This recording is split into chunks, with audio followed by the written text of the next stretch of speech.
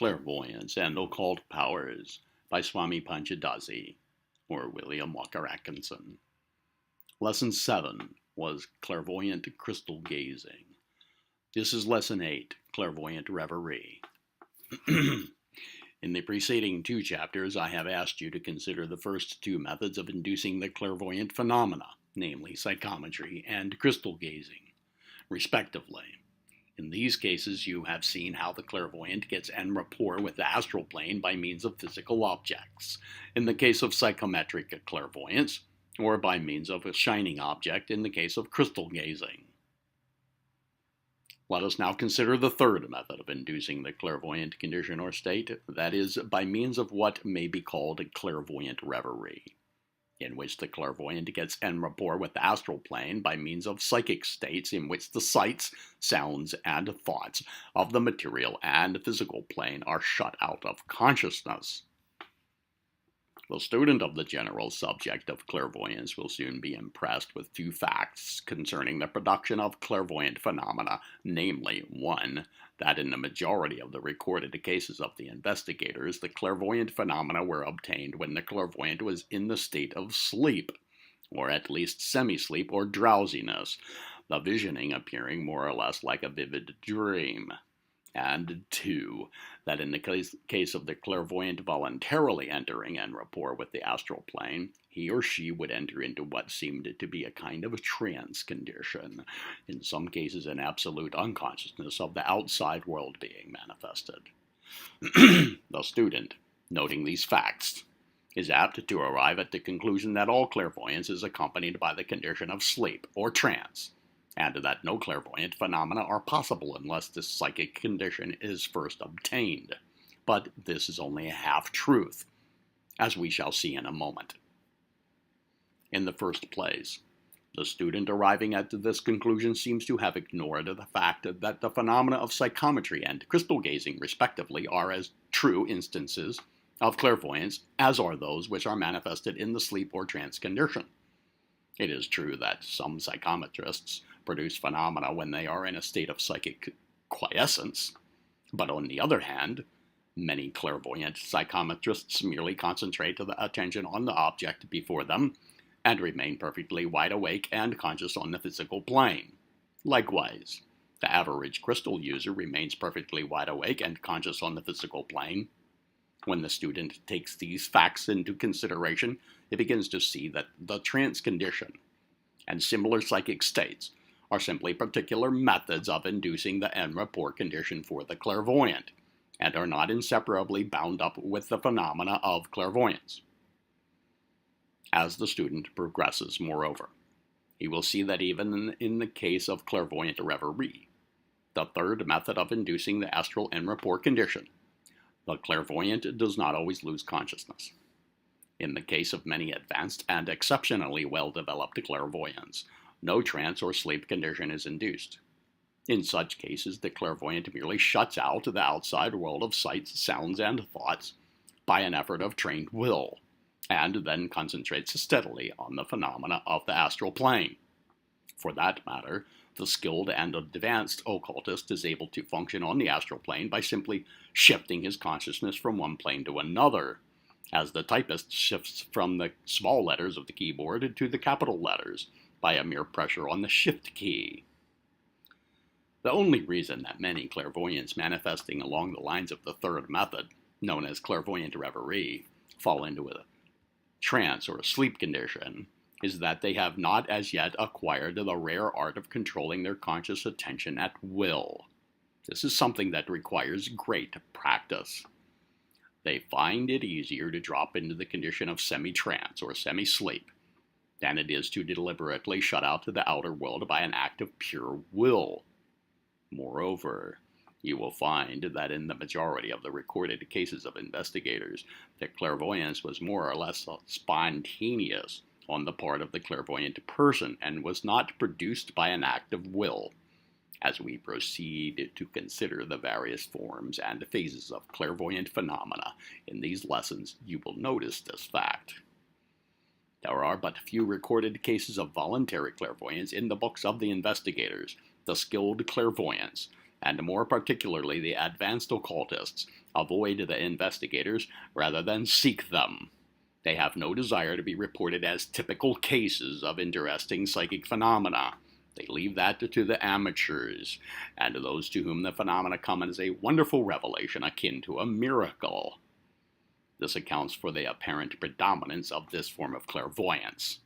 The secret is that the net of the investigators has caught only a certain kind of psychic fish, while the others escape attention. All this would be of no practical importance, however, were it not for the fact that the average student is so impressed by the fact that he must learn to induce the trance condition in order to manifest clairvoyant phenomena that he does not even think of attempting to do the work otherwise. The power of autosuggestion operates here, as you will see by a moment's thought, and erects an obstacle to his advance along voluntary lines.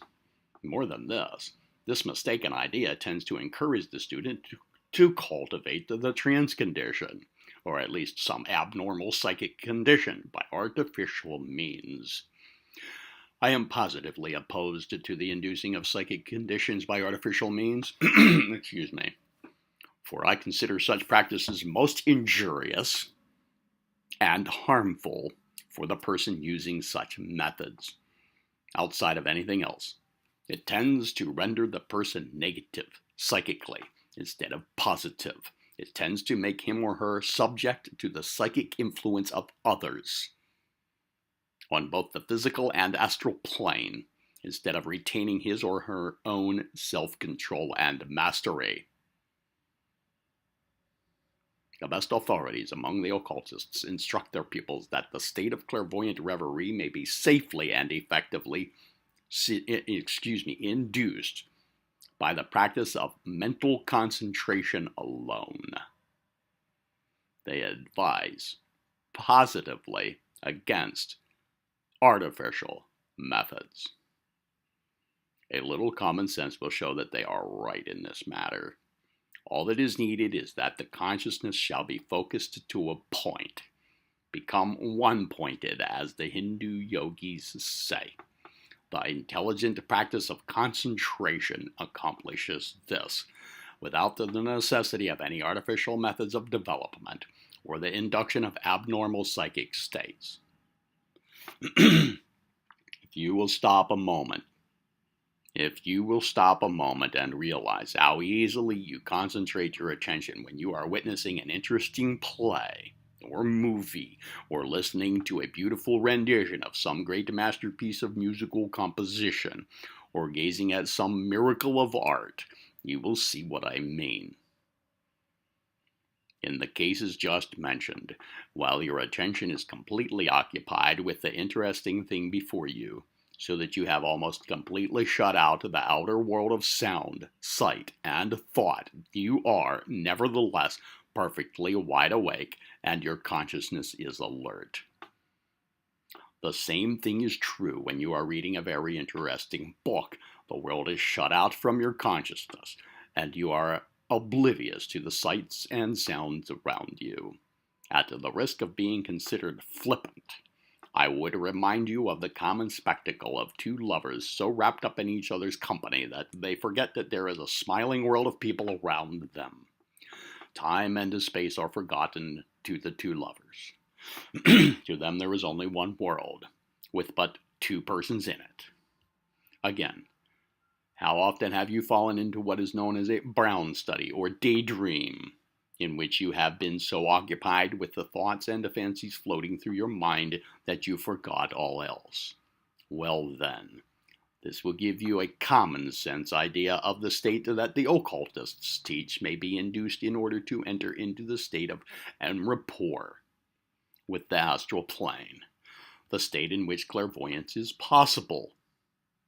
Whether you are seeking clairvoyance by the method of psychometry, or by crystal gazing, or by clairvoyant reverie, this will give you the key to the state. It is a perfectly natural state, nothing abnormal about it, you will notice. To some who may think that I am laying too much stress on the undesirability of artificial methods of inducing the clairvoyant condition, excuse me again, I would say that they are probably not aware of the erroneous and often harmful teachings on the subject that are being promulgated by ignorant or misinformed teachers. A little learning is a dangerous thing in many cases. It may surprise some of my students to learn that some of this class of teachers are instructing their pupils to practice methods of self-hypnosis by gazing steadily at a bright object until they fall unconscious, or by gazing cross-eyed at the tip of the nose, or at an object held between the two eyebrows. These are familiar methods of certain schools of hypnotism, and result in producing a state of artificial hypnosis, more or less deep. Such a state is most undesirable, not only by reason of its immediate effects, but also by reason of the fact that it often results in a condition of abnormal sensitiveness to the will of others, or even to the thoughts and feelings of others, on both the astral and the physical planes of life. I emphatically warn my students against any such practices, or anything resembling them.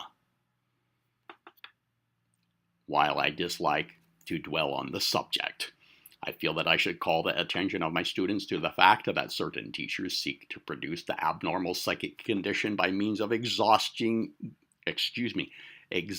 breathing exercises, which make the person dizzy and sleepy. This is all wrong.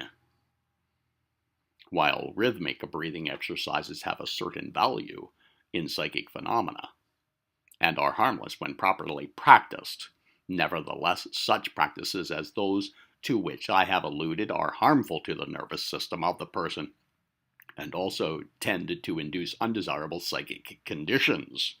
Again,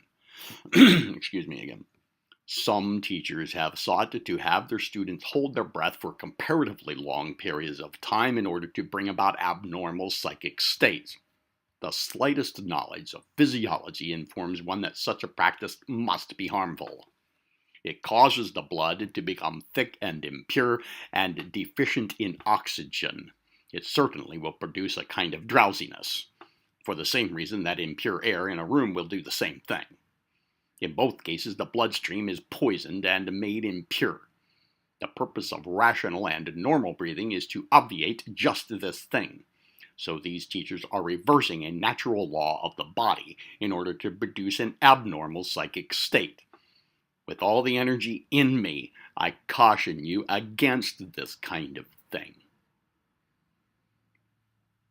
Along the same line, I protest and warn you against the practices advised by certain teachers of psychic development who seek to have their pupils induce abnormal physical and psychic conditions by means of drugs, odors of certain chemicals, gases, etc.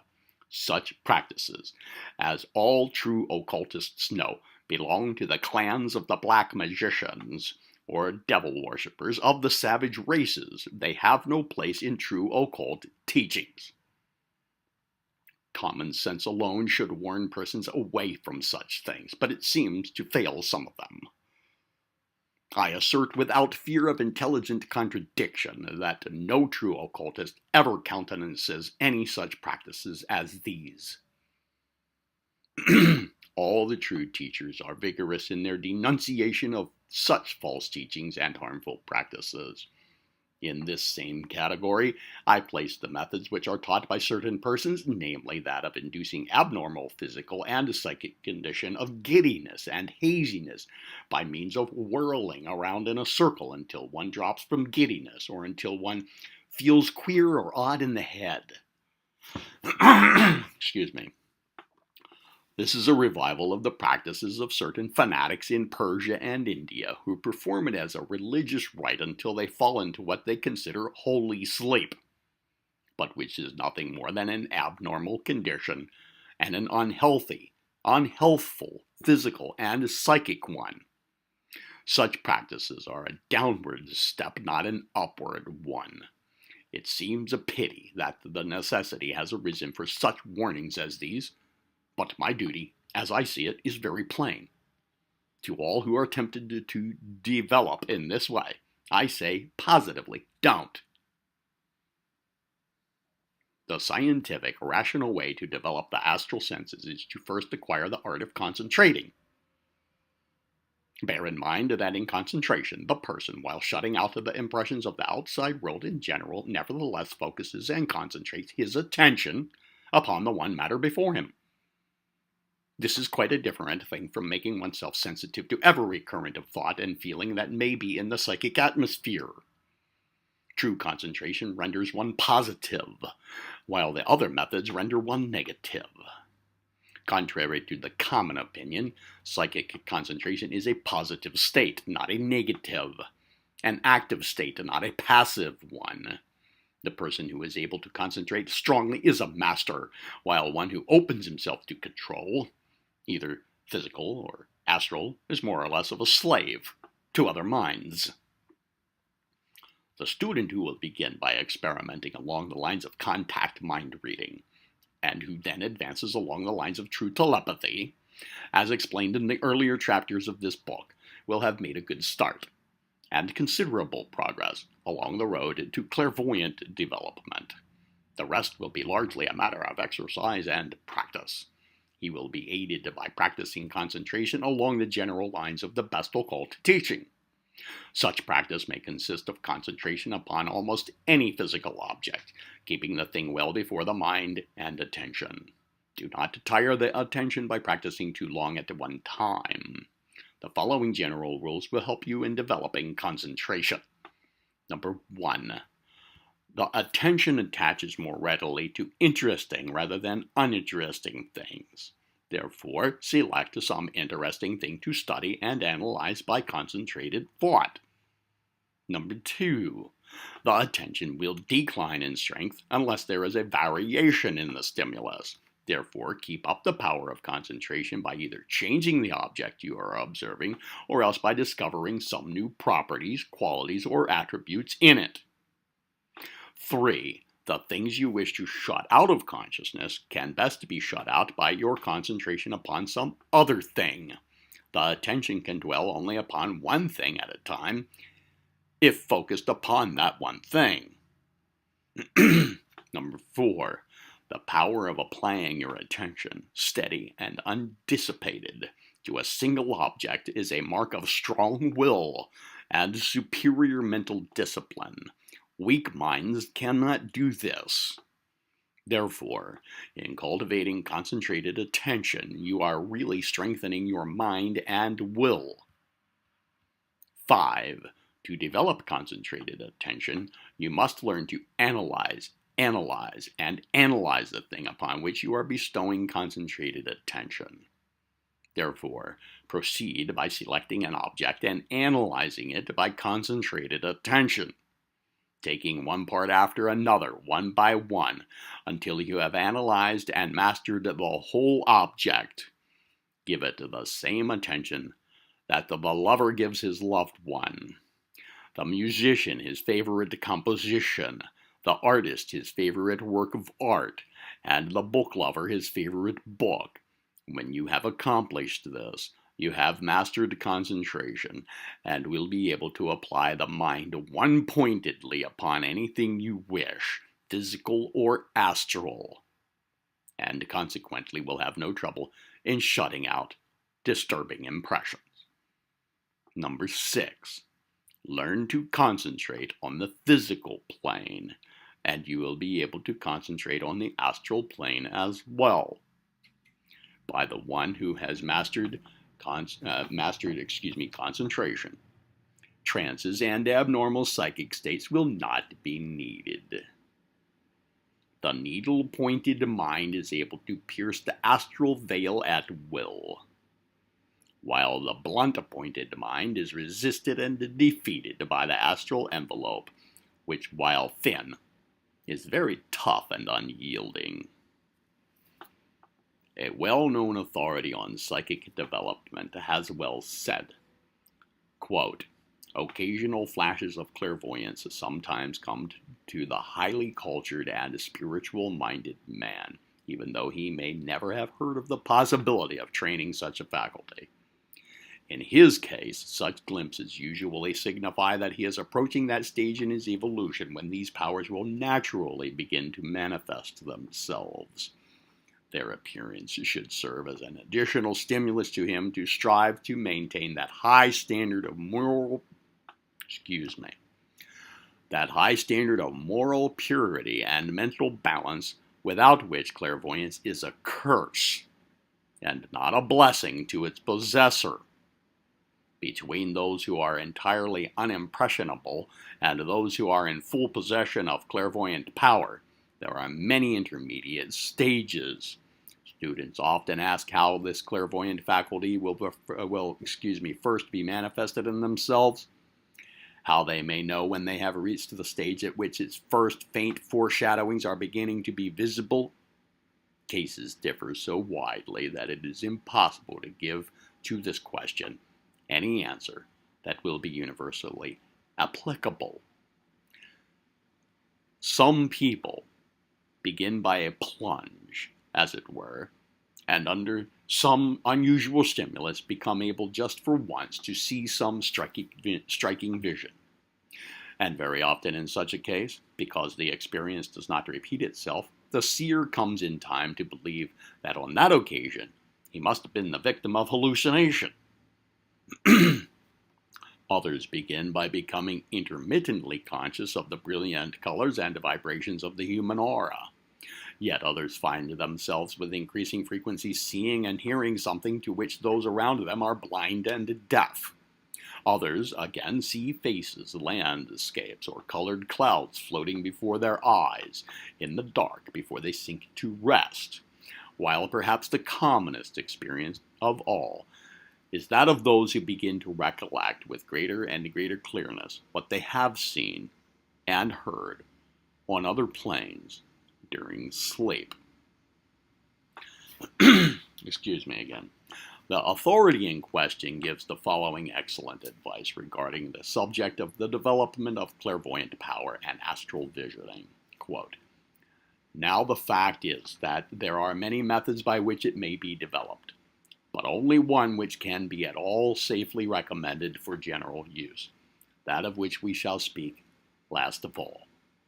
Among the less advanced nations of the world, the clairvoyant state has been produced in various objectionable ways." My goodness, excuse me once more. Among some of the non-Aryan tribes of India, by the use of intoxicating drugs or the inhaling of stupefying fumes. Among the dervishes, by whirling in a mad dance of religious fervor until vertigo and insensibilities supervene. Among the followers of the abominable practices of the voodoo cult, by frightful sacrifices and loathsome rites of black magic. Methods such as these are happily not in vogue in our own race.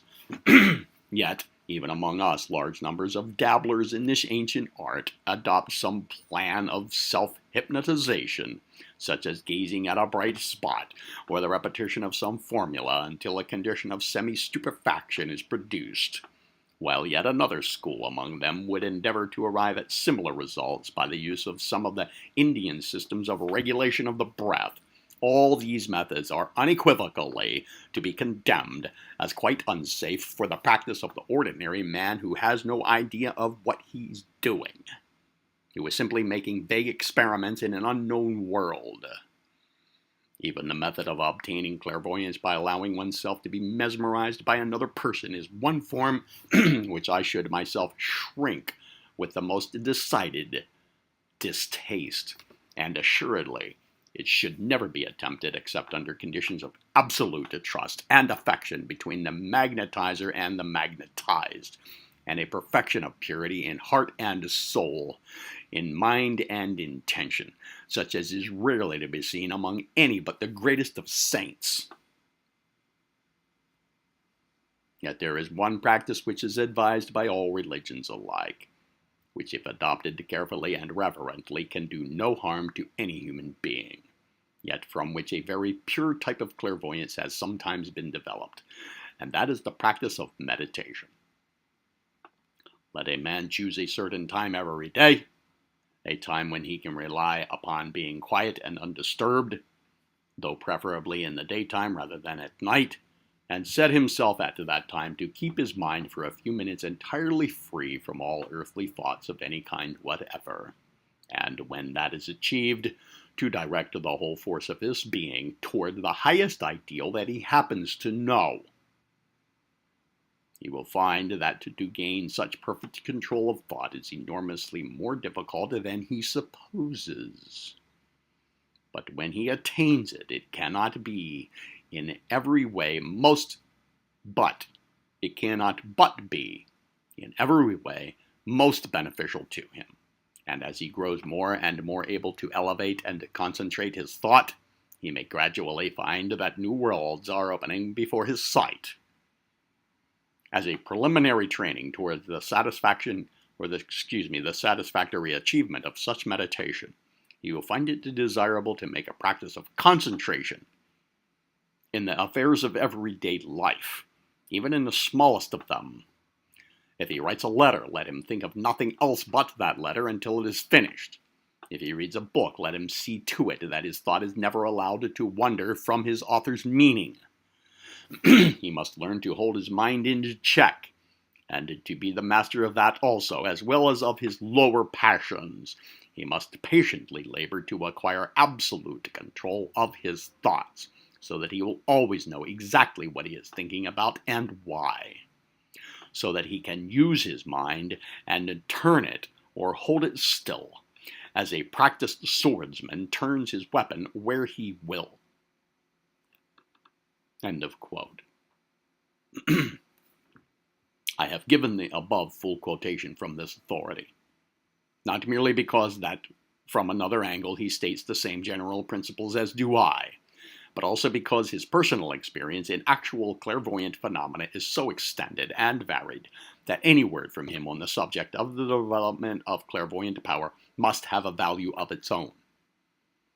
While I differ from this authority on some points of detail of theory and practice, nevertheless I gladly testify to the soundness of his views as above quoted, and pass them on to my students here for careful consideration and attention.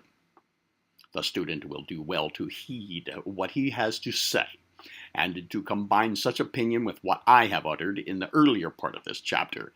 There will be found a close agreement in principle and practice.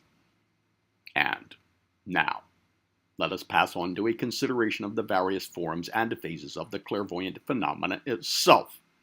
The subject is fascinating, and I am sure that you will enjoy this little excursion into the strange realm of thought regarding the astral phenomena of clairvoyance. But be sure to master each lesson before proceeding to the rest, as otherwise you will have to turn back the leaves of the course in order to pick up some point of teaching that you have neglected. Lesson 9 will be simple clairvoyance.